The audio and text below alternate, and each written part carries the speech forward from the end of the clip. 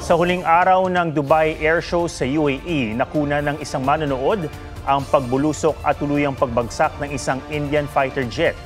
Nagliyab at nabalot ng makapal na usok ang pinagbagsakan ng jet. Patay ang piloto ayon sa Indian Air Force. Ubuo na ng investigating team para sa sanhi ng pagbagsak. Si Fatima Bosch ng Mexico ang bagong Miss Universe. Pero nabahira ng kontrobersiya ang kompetisyon. Ang isang nagbitaw na judge, inakusahan ng pagkapanalo ni Bosch na peke at luto. Yan ang entertainment spotlight ni Bea Pinlac. Miss Universe is Mexico! Fatima Bosch ng Mexico kinoronahang 74th Miss Universe. Bago ang coronation, naging kontrobersyal si Miss Mexico nang makasagutan si Miss Universe Thailand National Director Nawat Itzaragrisil dahil sa di raw pagdalo sa sponsor shoot.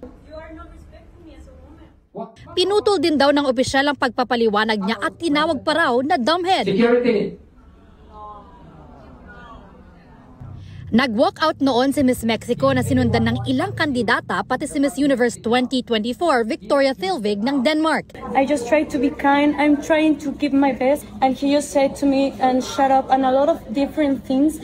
And I think that the world needs to see this because we are empowered women and this is a platform for our voice. And no one can shut our voice and no one will do that to me.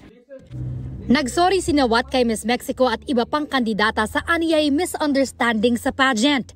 Iginiit din niyang damage at hindi dumbhead ang sinabi niya kay Bosch. Sabi naman ng Miss Universe Organization, prioridad nila ang respect, safety and integrity ng lahat ng participants, staff at stakeholders. Third runner-up ang pambato ng Pilipinas na si Atisa Manalo. First runner-up si Miss Thailand at nasa top 5 din si Miss Venezuela at si Miss Cote d'Ivoire. Pero ang resulta ng kompetisyon, luto or rigged ayon sa Lebanese-French musician na si Omar Harfouch na nag-resign bilang judge 2 araw bago ang coronation. Handa raw niyang kasuhan ng Miss Universe Organization. Aniya, may binuo na raw na jury at pumili ng top 30 bago pa dumating ang official jury ng pageant. Dagdag niya, magkasosyo raw sa negosyo ang may-ari ng Miss Universe na si Raul Rocha at tatay ni Bosch. At kinausap siya ni Rocha at anak nito para ipanalo si Miss Mexico. Ilan sa mga paratang na yan ay binanggit ni Harfouch sa araw ng kanyang pagbibitiw. Wala pang bagong pahayag ang Miss Universe Organization tungkol sa mga alegasyon. Bagamat sa isang pahayag matapos magbitiw ni Harfouch, iginiit itong walang binuong patagong jury. Walang ibang inauthorize na sumala ng finalists at sinusunod nila ang mga protocol ng organisasyon. Bea Pinlac, nagbabalita para sa GMA Integrated News.